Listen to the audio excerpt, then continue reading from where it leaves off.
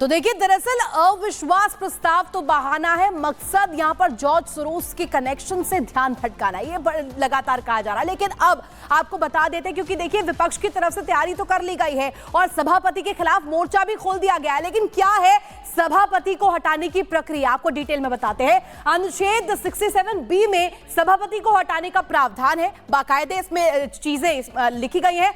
राज्यसभा के सभापति को पद से हटाने के लिए इसमें चीजें शामिल की गई हैं। क्या वो प्रक्रिया रहेगी, क्या वो प्रोसेस रहेगा, इसमें डिटेल में बताया गया है। प्रस्ताव पर कम से कम 50 सदस्यों के हस्ताक्षर होने चाहिए और विपक्ष कह रहा है कि 70 सांसदों का यहां पर भरोसा है, जिसके बाद उस प्रस्ताव को सचिवालय भेजना जरूरी हो जाता है। सचिवालय भेजा जाता है और उसके बाद कम से कम 14 दिन पहले नोटिस देना भी अनिवार्य बताया जाता है। तो देखिए 14 दिन पहले इसको लेकर के अलर्ट देना होता है कि प्रस्ताव आप लाने वाले हैं, इसकी तैयारी है, इसको लेकर के भी बताया जाना चाहिए। फिर राज्यसभा में मौजूद सदस्यों के बहुमत के आधार पर यहां पर फैसला लिया जाता है। आगे आपको बताते हैं इस डिटेल में और कुछ क्या कुछ शामिल है। इस प्रक्रिया में प्रस्ताव पारित होता है तो प्रस्ताव को लोकसभा में भेजा जाता है। इस प्रोसेस में लोकसभा का भी हस्तक्षेप आता है। राज्यसभा के सभापति देश के उपराष्ट्रपति भी होते हैं, लिहाज से इसलिए लोकसभा से भी इस प्रस्ताव को पास कराना बेहद जरूरी हो जाता है। यानी कि देखिए यहां पर जो फैसला लिया जाता है लोकसभा में भी इसे पास करवाना जरूरी होता है। 20 दिसंबर शीतकालीन सत्र का आखिरी दिन है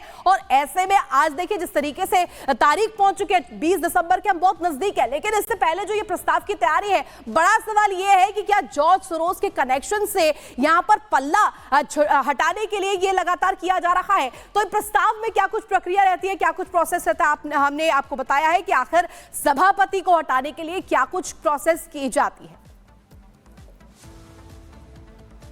वहीं देश भर के कई राज्यों में चुनाव में हार के बाद इंडिया अलायंस में मानो इस समय रार सी छिड़ी हुई है। कांग्रेस के खिलाफ इंडिया अलायंस के कई ऐसी पार्टियां हैं जो इस समय खड़ी हुई दिखाई दे रही हैं। अपने महाराष्ट्र में तो देखा कई नेता जो ये कह रहे हैं कि राहुल गांधी कमान नहीं संभाल सकते। वहीं राहुल यादव ने भी इस बात का जिक्र किया कि ममता बनर्जी को ये कमान सौंपी जाए। कांग्रेस के खिलाफ इंडी के दलों में इस समय विरोध लगातार बढ़ता हुआ दिखाई दे रहा है। लालू प्रसाद यादव ये कह रहे हैं कि ये कमान अब ममता बनर्जी को सौंपी जाए, कांग्रेस कुछ भी नहीं कर सकती। राहुल गांधी के नेतृत्व पर कई पार्टियां इंडिया अलायंस के अंदर सवाल अब खड़े करने लगी हैं। हरियाणा की बात करें, महाराष्ट्र की बात करें, कई राज्यों में हार के बाद इस समय नेतृत्व पर अब सवाल खड़े हो रहे हैं। कांग्रेस उसकी आपत्ति जता रही है लालू जी। कांग्रेस क्यों जताने से नहीं होगा, ममता को दो। कांग्रेस उसकी आपत्ति जता रही है लालू जी। कांग्रेस क्यों जताने से नहीं होगा, ममता को दो। कांग्रेस उसकी आपत्ति जता रही है लालू जी। कांग्रेस क्यों जताने से नहीं होगा, ममता को दो।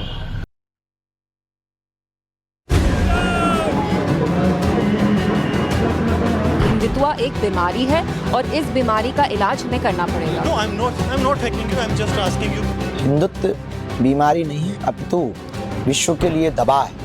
ये अपनी मानसिकता का इलाज करवाएं, इनको मेंटल हॉस्पिटल में जाने की आवश्यकता है।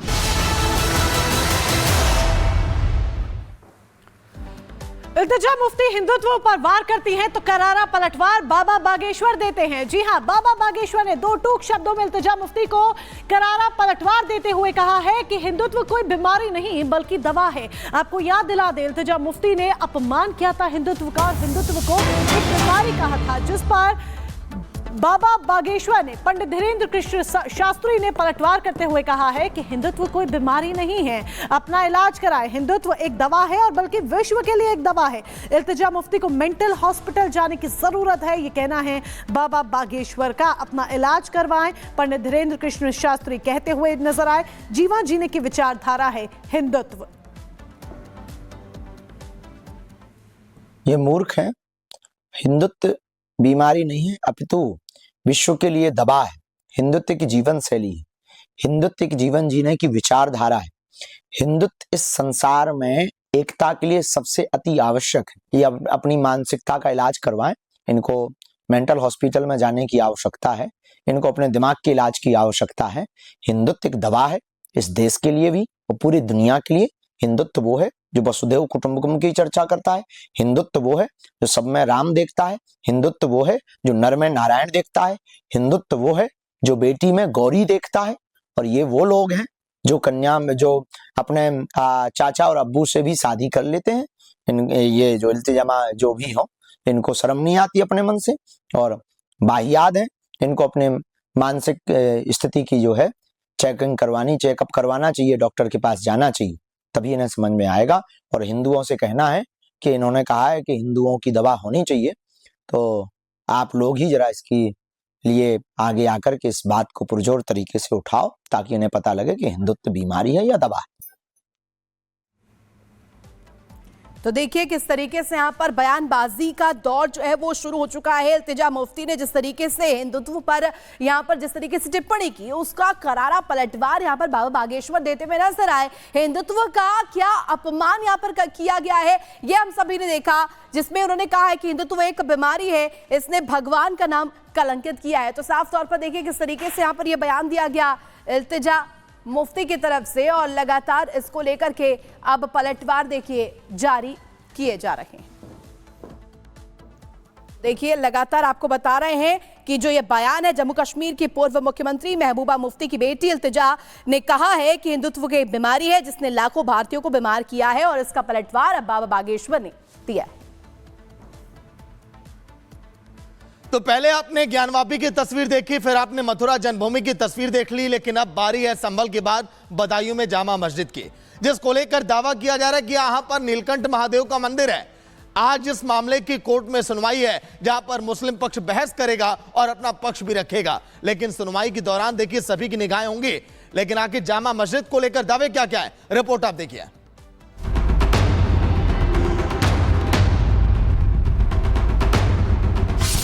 बदायूं में मस्जिद मंदिर पर घमासान, किसके दावे में कितनी सच्चाई। कोर्ट में आज फिर होगी सुनवाई।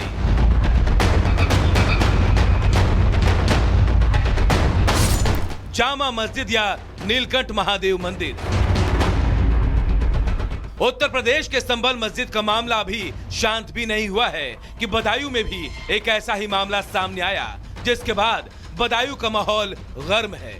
बदायूं की जामा मस्जिद को लेकर हिंदू पक्ष का दावा है कि यहां पहले नीलकंठ महादेव का मंदिर था। ये मामला फास्ट ट्रैक कोर्ट में चल रहा है और आज फिर इस मामले में अहम सुनवाई होनी है। इससे पहले 3 दिसंबर को इस मामले पर सुनवाई पूरी नहीं हो पाई थी। जानकारी के मुताबिक बदायूं के सिविल जज senior division fast track court के जज अमित कुमार के कोर्ट में यह मामला विचाराधीन है। सरकार के पक्ष की तरफ से बहस पूरी हो चुकी है। 3 दिसंबर को हिंदू पक्ष की याचिका पर मुस्लिम पक्ष ने अपनी बात रखी। अब आज की सुनवाई के बाद तय होगा कि मामला सुनने योग्य है या फिर नहीं। कोर्ट में मुस्लिम पक्ष के वकील अनवर आलम ने कहा, यह मामला सुनने योग्य नहीं है। हिंदू महासभा को इसमें केस दायर करने का कोई अधिकार नहीं। जब ये खुद कह रहे हैं कि मंदिर तोड़कर मस्जिद बनाई गई, तो जाहिर सी बात है वहां पर मंदिर का अस्तित्व नहीं है। इन्होंने वादी नीलकंठ महादेव को बनाया है, जबकि वादी प्रत्यक्ष व्यक्ति होता है। वह हिंदू पक्ष के वकील का कहना है कि ये ऐतिहासिक और पुरातत्व सर्वे की इमारत है, इसीलिए इस पर वर्शिप एक्ट अप्लाई नहीं होता। 1493 खसरा नंबर में पूरा किला आता है। किले के बीच में नीलकंठ महादेव का मंदिर है, जिसमें तथाकथित जामा मस्जिद बनाई गई है। इस मामले को लेकर 2 सितंबर 2022 को कोर्ट में याचिका दाखिल की गई थी। पिछले 2 सालों में कोर्ट में तारीख पर तारीख लग रही है। अब आज वो फैसला आ जाएगा कि ये मामला आगे सुनवाई योग्य है या फिर नहीं। वहीं इसको लेकर सियासी सरगर्मी भी तेज होती दिख रही है। भड़काऊ भाईजान ओवैसी भी इस मामले में कूद पड़े हैं। उन्होंने एक्स पर लिखा, आने वाली नस्लों को एआई की पढ़ाई के बजाय एएसआई की खुदाई में व्यस्त कर दिया जा रहा है। यूपी के बदायूं की जामा मस्जिद को निशाना बनाया गया है। आपको बता दें